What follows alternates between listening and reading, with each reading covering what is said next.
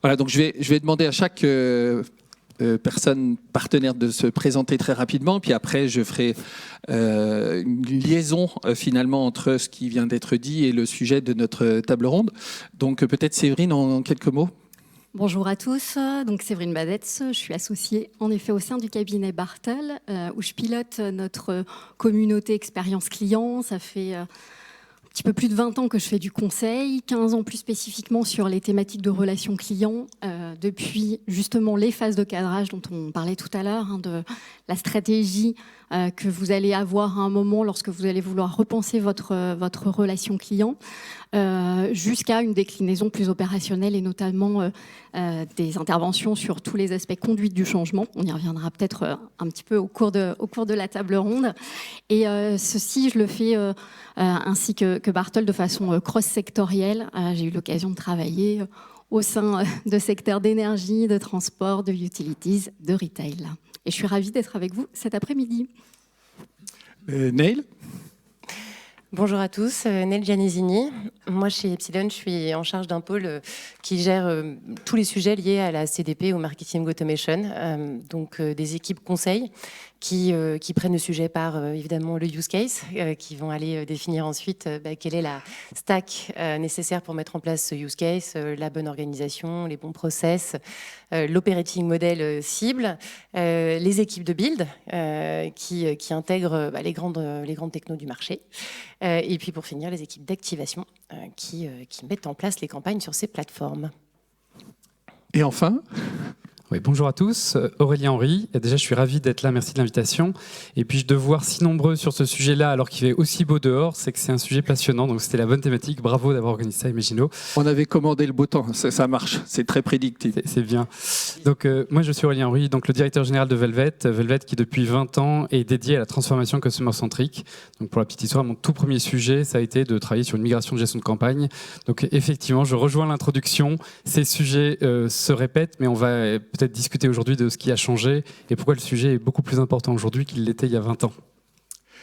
Absolument. Donc, pour ma part, je suis Benoît Gourdon, je suis en charge des partenariats stratégiques chez Imagino et on a beaucoup d'expertise sur scène et dans la salle auprès de nos autres partenaires.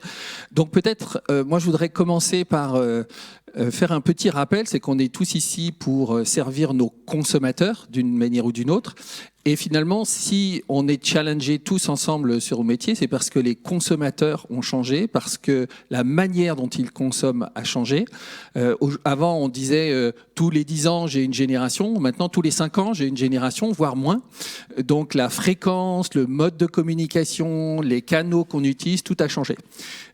Donc, même si, comme le rappelait Olivier, finalement, on dit depuis 20 ans qu'il faut qu'il faut avoir une vision consolidée, stratégique, avec finalement un identifiant pour chaque client, c'est plus difficile aujourd'hui que ça ne l'a été. Alors peut-être pour commencer, pourquoi finalement, comment vous voyez ces changements, c'est-à-dire ce marché tel qu'il est aujourd'hui, avant de dire on est un peu plus dans le pourquoi, après on verra le comment et puis après on se projettera un petit peu, mais pourquoi on est challengé aujourd'hui sur ces sujets au-delà du consommateur, puisque là on va remonter peut-être vers la marque. Peut-être Séverine, tu veux commencer ? Avec plaisir. Je pense qu'il y a un premier point qui est extrêmement important, c'est qu'en fait depuis quelques années, ce dont on s'aperçoit, c'est que c'est finalement l'usage et les services qui viennent modifier la façon dont les marques vont s'adresser à leurs clients. On n'est pas tant sur l'offre, on est plus vraiment sur le service et sur l'usage. Si je prends l'exemple des secteurs financiers et de la banque, finalement, les services bancaires n'ont pas énormément changé depuis quelques années, sauf si on parle de paiement fractionné ou de virement instantané. Mais ce qui a complètement transformé les choses, c'est les banques 100% digitales et avec finalement un usage des services bancaires qui est complètement différent de celui qu'on pouvait connaître auparavant. Si je prends un autre exemple qui est celui de l'énergie, de plus en plus de data mise à disposition des clients, qu'ils soient part ou pro, et finalement un usage également qui va être complètement différent.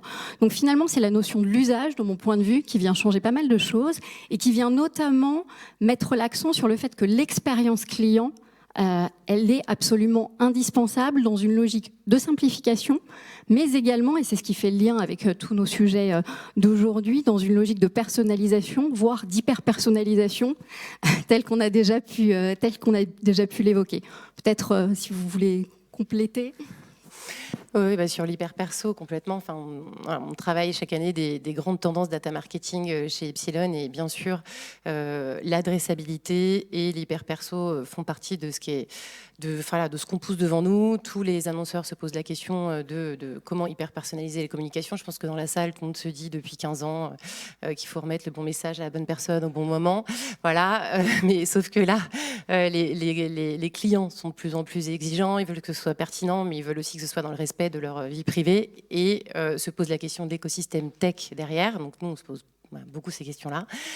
Donc, qu'est-ce qui va pouvoir être porté par une CDP et qu'est-ce qui est porté par d'autres technologies et voilà. Donc là, c'est assez dur de faire le tri sur le marché et aussi d'implémenter derrière. C'est-à-dire que le métier du campaign management, il évolue complètement. Donc, moi, je suis très concernée par ce genre de sujet puisque le campaign manager va plus uniquement mettre les mains dans un outil de gestion de campagne, mais demain, il va potentiellement avoir 4, 5, 6 outils à utiliser. Donc c'est comment on lui facilite la vie, comment l'IT est d'accord aussi, parce que les architectures applicatives deviennent de plus en plus difficiles, et comment on pilote le tout quand on doit passer par 4, 5 ou 6 briques différentes. Aurélien. Ouais, non, je partage complètement. Le petit défi qu'il y a, c'est que je pense que notre niveau d'exigence en tant que consommateur n'a pas arrêté d'augmenter. Donc ça veut dire que tu t'en parlais sur les secteurs financiers, on ne va pas attendre plus de temps que finalement quand on va prendre une trottinette. Vraiment, ça a augmenté notre niveau d'exigence dans un univers dans lequel les canaux se transforment beaucoup. Donc on est en perma-transformation pour les entreprises, on ne sait même pas quel usage va passer par quel canal ou ce qui va se passer. Et dans lequel les marques, si elles veulent se différencier, doivent être extrêmement cohérentes dans l'ensemble des messages qui sont portés. Donc pour réussir à faire ça, ça met la data au cœur du sujet. Et le petit sujet que je pense qu'on a tous autour de la table, enfin je pense que vous êtes nombreux à l'avoir, c'est que la promesse du marketing automation et de l'orchestration marketing n'est pas tenue. Donc je suis désolé de le dire de manière froide comme ça, mais c'est en fait ce qui s'est passé, c'est que ça fait 20 ans qu'on se dit qu'on va mettre dans la main des métiers des outils à fort niveau de paramétrage, qu'on va pouvoir avoir quelque chose qui tourne. Donc il y a le temps des projets, il y a le coût du run pour que ça tourne, il y a l'agilité dont on a besoin. Et en fait, ce qui se passe, et pourquoi on en parle aujourd'hui, c'est qu'il y a une modernisation qui permet d'envisager de véritablement donner à la main des métiers la possibilité d'avoir des clés pour activer en temps réel des données qui sont juste le fait qu'on ait, je sais pas, fait une telle action sur le site sans passer par le calcul d'un agrégat, l'intégration, la modification d'une base de données. En fait, ça change toute la chaîne de valeur. Et pour moi, c'est vraiment l'enjeu fort qu'il y a aujourd'hui. On ne peut pas parler, je terminerai dessus, on ne peut pas envisager de la personnalisation avec un tel niveau de transformation si on n'est pas capable de le centrer sur la data et d'orchestrer en donnant la main au métier sur l'activité marketing. Et sur ce sujet du changement, c'est vrai que donc, le consommateur a changé, on a besoin d'outils différents. Je crois qu'il y a une chose aussi qui permet aujourd'hui de faire ces outils plus modernes, c'est qu'on a des technologies à notre disposition qui sont quand même nouvelles. Aujourd'hui, les data cloud permettent de gagner un temps fou, puisque je vais aller directement me connecter sur un environnement de données qui aura été préparé. Je crois que Jules en parlera tout à l'heure.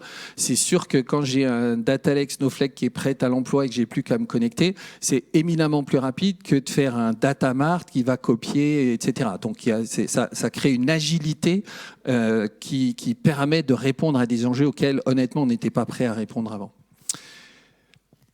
Peut-être, donc, je pense qu'on a partagé un peu les difficultés, mais je crois que c'était important de s'aligner sur ce sujet. Alors après, qu'est-ce qu'on fait ?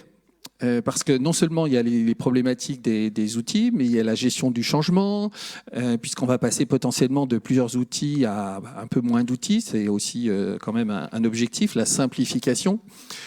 Donc comment on fait ? Peut-être Aurélien, tu peux commencer pour pour discuter de ce sujet. Ouais, humblement, et pour mettre une petite pierre à l'édifice, je parlais de ce sujet qui a démarré il y a 20 ans. Il y a 8 ans, on s'est dit, on n'est peut-être pas les seuls à avoir ce sujet-là. L'ensemble des industries a ces mêmes sujets. Donc on a travaillé pendant 1 an et demi avec des clients pour écrire une méthode qui est disponible, on pourra vous envoyer le lien, qui s'appelle HCX, pour Hyper Customer Experience, qui était un framework de transformation pour se poser la question dans l'ordre. Donc c'est pas extrêmement complexe, et ça se veut justement assez simple, et ça va dans l'esprit de ce qu'on a dit, c'est-à-dire de définir l'ambition. C'est typiquement l'ambition qu'on se donne autour du client. C'est pas du copier-coller. Il peut y avoir des cas beaucoup plus médias, CRM, on n'a pas beaucoup parlé, mais il y a un vrai sujet de réconciliation de ces deux dimensions. Donc on se pose la question de l'ambition au démarrage qui est réalisée. Est-ce que c'est une ambition de réduire des coûts IT derrière, des coûts de licence qui explosent? C'est le premier sujet. Le deuxième sujet, c'est les cas d'usage, qui est extrêmement important, c'est-à-dire lesquels on priorise, lesquels on veut mettre en place. Et donc là, pareil, je pense qu'on se rejoint beaucoup sur ces thématiques de définir le champ des cas, des parcours qu'on veut délivrer, de l'expérience qu'on veut offrir. Et après, il y a une phase qui, pour moi, est une phase essentielle que j'aime beaucoup, c'est la phase qu'on appellerait dans l'automobile des stress tests. C'est qu'on prend l'architecture de l'entreprise, son architecture... C'est moins violent que les stress tests de l'automobile, il faut rassurer la salle quand même. Parce que... si je vous ai inquiété dans les stress tests, c'est très doux et ça évite justement que le projet se passe mal. C'est ce qui permet que ces projets se délivrent dans le temps. C'est vraiment à blanc. Non, on regarde l'entreprise, on regarde son organisation, on regarde ses process, on regarde son système d'information.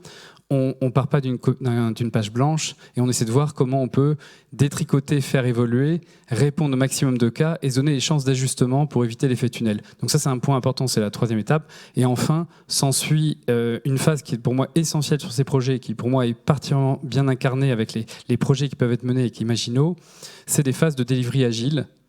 Ces projets-là, pour être super concrets, on se voit tous les matins avec des sprints d'1 quart d'heure. Enfin, le mode de delivery de ces projets, on ne délivre pas des projets de cette nature-là en 4, 5, 6 mois s'il n'y a pas cette agilité au cœur de l'organisation.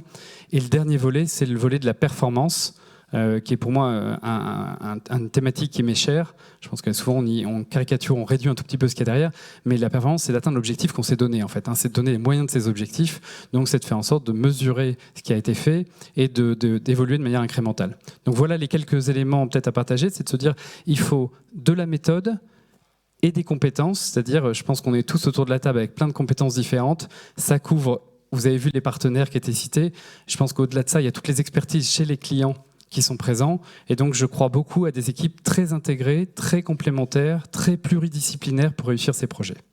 Alors, Nel, aussi, il y a peut-être un volet qu'on peut adresser qui est un peu nouveau, c'est remettre aussi l'utilisation de ces outils entre les mains des utilisateurs plutôt que de mettre... quand je dis utilisateur, utilisateur métier pour être précis. Donc c'est un peu le métier qui revient sur le devant de la scène pour qu'on puisse leur donner des moyens de travailler sans être dépendant de l'IT et de pouvoir, j'allais dire, reprendre le pouvoir, c'est pas une question de pouvoir, mais en tout cas retrouver de l'autonomie et de la performance. Absolument, surtout quand on est dans une logique de parcours client. Et c'est vrai que ces dernières années, tous nos clients nous le disaient.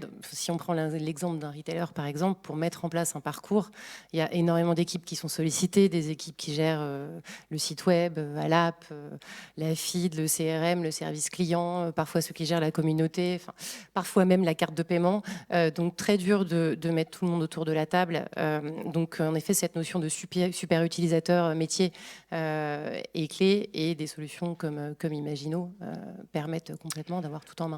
Et il y a aussi un enjeu qu'on retrouve un petit peu plus, qui avait disparu, je trouve, mais je le soumets à votre sagacité, c'est le fait que vous pouvez maintenant aider dans l'exécution même des campagnes, c'est-à-dire prendre la main chez le client ou déléguer des personnes pour aider à exécuter la stratégie marketing.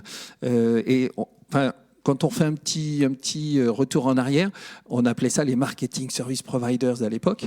Et ça avait un peu disparu puisque les clients avaient repris la main plutôt à partir de je dirais, sur la base des technologies.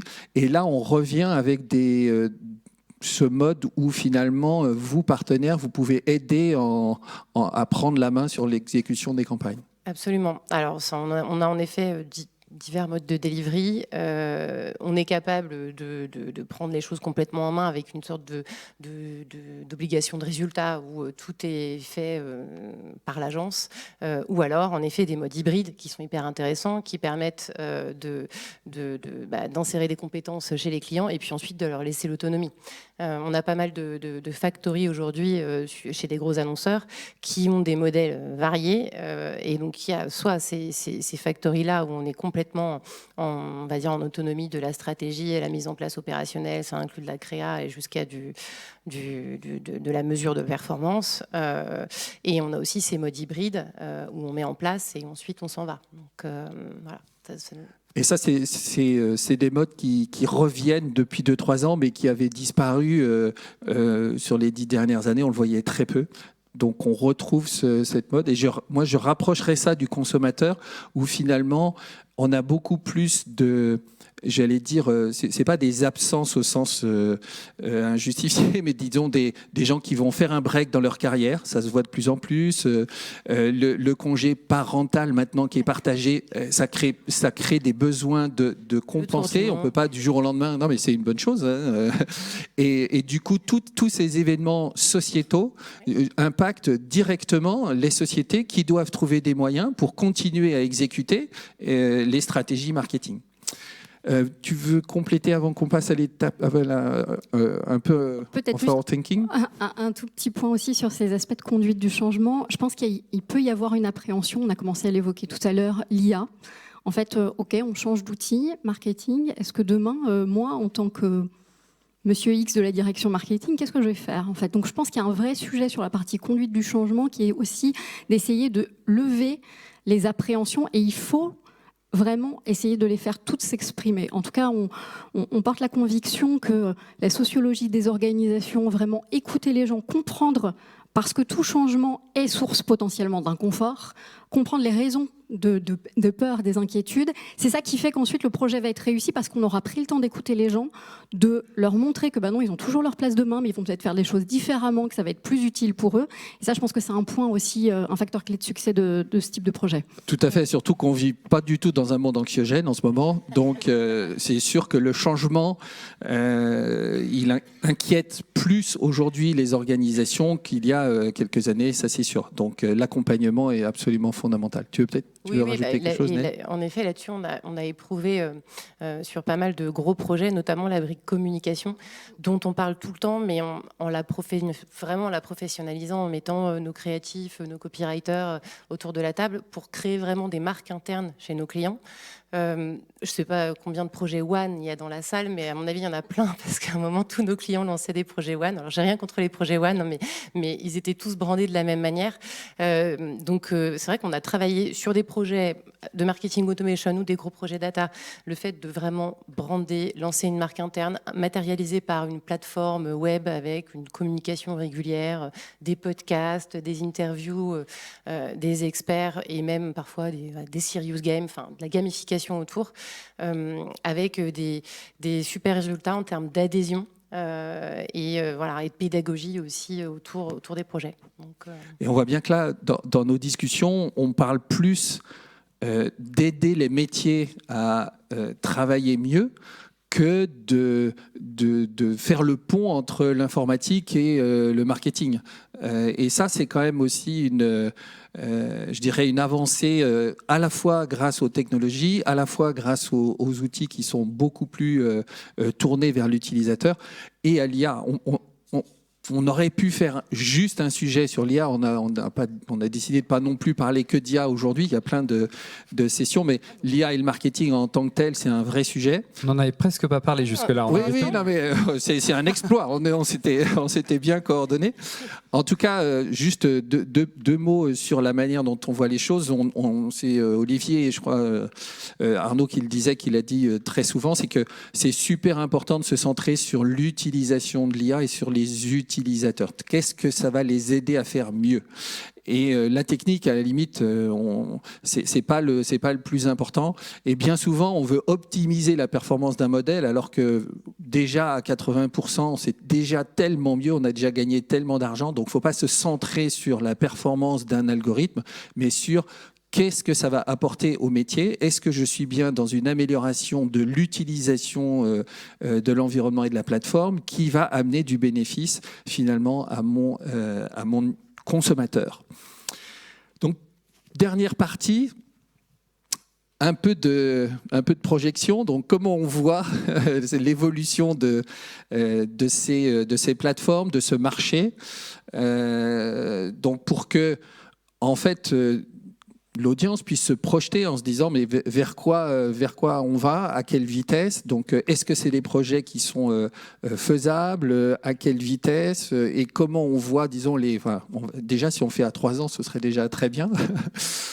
Donc peut-être, Aurélien, tu veux commencer ? Oui, déjà, je pense que le mouvement qui est en train de se passer et qui est incarné par ce qui est fait côté Imagino est intéressant, de mettre la data au centre. Et donc, on parle de gestion de campagne et de la partie CDP, et vous parlez maintenant d'engagement. Donc, ce sujet d'être capable de servir l'engagement est un sujet majeur, stratégique.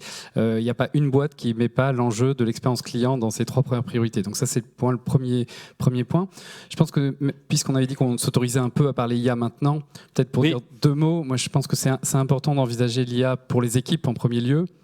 De se dire ça va améliorer l'expérience, mais pour les équipes c'est important d'en parler pour dire que c'est aussi l'occasion de simplifier, d'alléger aussi des tensions, des risques et des complications qu'il peut y avoir sur le métier, de la capacité à faire certaines requêtes, à la capacité de faire des vérifications sur ce qui est mis, de respect de guidelines de marque, de faire en sorte que le métier soit simplifié d'une part et facilité pour être capable d'aller plus loin d'autre part. Donc je donne un exemple, on a beaucoup de sujets en ce moment, par exemple sur les audiences synthétiques, où on est capable de se dire qu'on va exposer du contenu, des campagnes, des visuels à des audiences synthétiques pour être capable d'avoir des premiers retours qui se substituent presque à des pré-groupes de contrôle, d'échanger. Donc on a toute une chaîne de valeur qui va être repensée dans le marketing avec l'IA, dans lequel il faut avoir cette plateforme de données centrée autour de la data pour être capable de la porter. Ça, c'est un point qui me semble très important. Donc les sujets de demain vont être de travailler cette transformation de la chaîne en intégrant la vision CRM et médias. Je pense que c'est un enjeu important. On ne va pas citer tous les cas d'application de l'IA, mais même au cœur d'Imagino, les sujets de faire en sorte qu'on enlève la barrière de technicité pour être capable d'opérer le métier. Et il y a des bonds de géants qui sont en train d'être faits. Séverine, tu veux peut-être Alors moi, je voulais faire un petit focus sur un sujet un petit peu connexe, qui est l'usage de la voix du client. En fait, aujourd'hui, dans les tendances de relations clients, donc ce qui semble se dessiner, c'est notamment ce que dit Thierry Spencer, c'est qu'en fait, le client est en train de devenir muet. C'est-à-dire qu'il ne s'exprime plus, ou plus autant qu'il ne s'exprimait avant.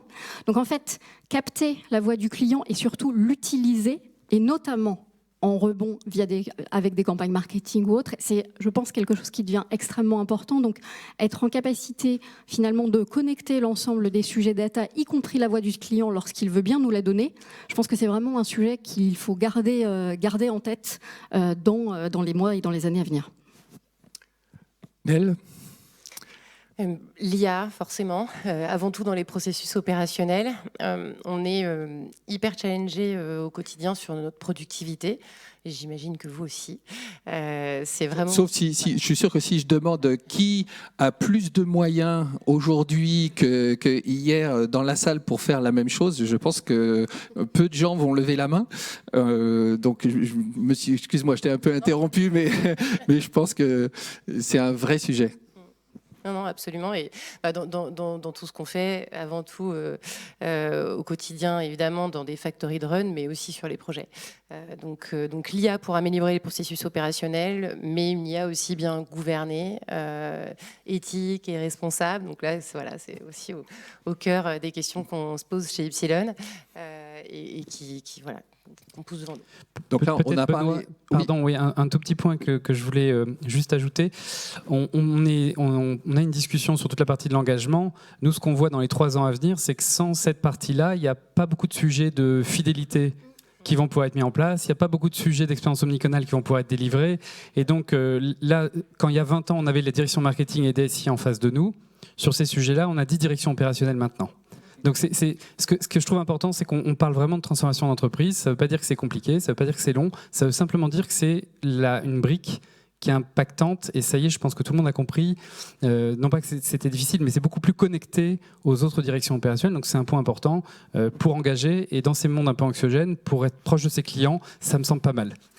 Absolument, et il y a, pour ma part, je pense une tendance aussi qui rapproche tout ce qui est ads et marketing traditionnel. C'est-à-dire qu'aujourd'hui, à partir de, je dirais, des datas identifiées, on a quand même la capacité à créer des audiences, soit pour évidemment faire de la promotion, mais soit aussi pour soustraire des clients qui ont réagi en temps réel. Donc ce pont entre médias hors médias, aujourd'hui, il est réel, il est nouveau et il va s'amplifier. Honnêtement, on a très peu de projets pour lesquels on ne nous demande pas le connecteur Meta, le connecteur Google Ads, et j'en passe, et des meilleurs, et des RCS, et des TikTok, et des WhatsApp, et des tout ça. Et en fait, aujourd'hui, il faut être capable d'adresser tout ça en temps réel sur le média et le hors-média. Merci infiniment, on est pile dans les temps. Donc, merci à vous tous. Merci.